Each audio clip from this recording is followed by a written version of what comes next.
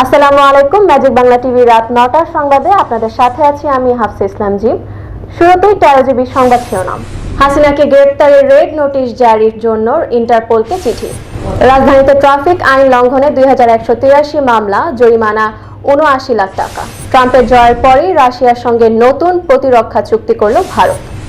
ভাঙ্গায় Nixon Chowdhury সহ আওয়ামী লীগের শতাধিক নেতাকর্মীর নামে মামলা।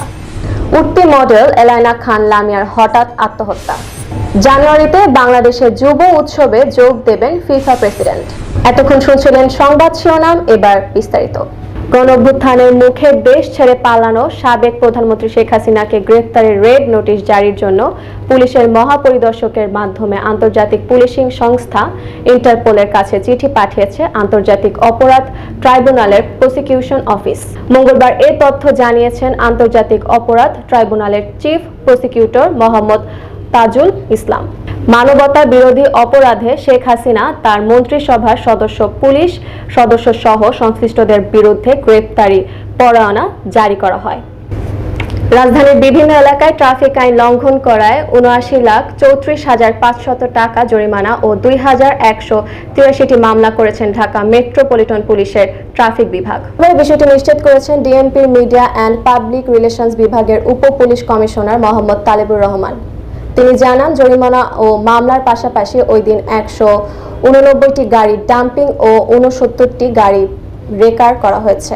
ঢাকা মহানগর এলাকায় ট্রাফিক শৃঙ্খলা রক্ষায় ডিএমপি ট্রাফিক বিভাগের এই অভিযান অব্যাহত থাকবে বলেও জানান তালেবুর রহমান। যুক্তরাষ্ট্রের প্রেসিডেন্ট নির্বাচনে ডোনাল্ড ট্রাম্পের জয়ের পরেই রাশিয়ার সঙ্গে নতুন প্রতিরক্ষা চুক্তি করল ভারত। মস্কো থেকে পনসায় আকাশ প্রতিরক্ষা ব্যবস্থা কেনার জন্য এই চুক্তি। পনসায় আকাশ প্রতিরক্ষা ব্যবস্থায় একটি ট্রাকের ওপর রেডার, ১২টি ভূমি থেকে আকাশ ক্ষেপণাস্ত্র ড্রোন এবং ২টি বিমান বিধ্বংসী কামান থাকে। ক্ষেপণাস্ত্রগুলোর সাধারণভাবে ১৮ কিলোমিটার পাল্লার, কিন্তু নতুন 1S সংস্করণে বুস্টার ব্যবহার করে সেগুলোর পাল্লা বাড়ানো হয়েছে। ভারত সেগুলো কিনতে চলেছে।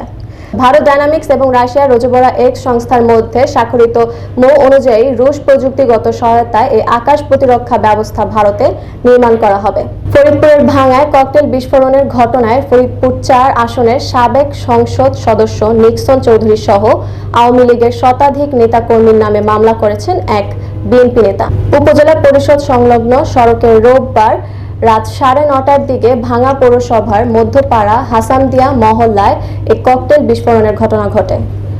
সোমবার ভাঙ্গা পৌর বিএনপির যুগ্ম আহ্বায়ক শহীদুল ইসলাম বাদী হয়ে ভাঙ্গা থানায় বিস্ফোরক দ্রব্য নিয়ন্ত্রণ আইনে এই মামলাটি দায়ের করেন।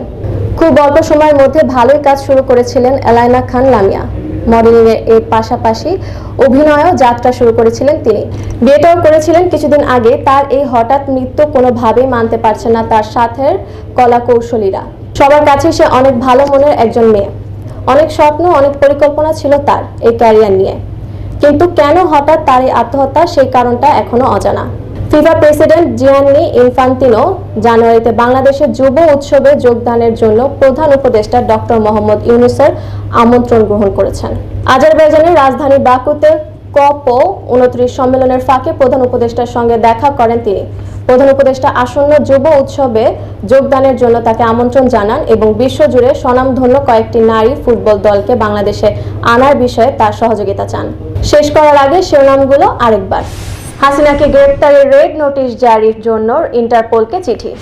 রাজধানীতে ট্রাফিক আইন লঙ্ঘনে ২১৮৩ মামলা, জরিমানা ৭৯ লাখ টাকা। ট্রাম্পের জয়ের পরই রাশিয়ার সঙ্গে নতুন প্রতিরক্ষা চুক্তি করল ভারত। ভাঙ্গায় নিক্সন চৌধুরী সহ আওয়ামী লীগের শতাধিক নেতাকর্মীর নামে মামলা। উঠতি মডেল এলাইনা খান লামিয়ার হঠাৎ আত্মহত্যা। জানুয়ারিতে বাংলাদেশের যুব উৎসবে যোগ দেবেন ফিফা প্রেসিডেন্ট। পরবর্তী সংবাদ দেখার আমন্ত্রণ জানিয়ে শেষ করছি এখনকার সংবাদ। ভালো থাকুন, সুস্থ থাকুন, ম্যাজিক বাংলা টিভির সাথেই থাকুন। ধন্যবাদ।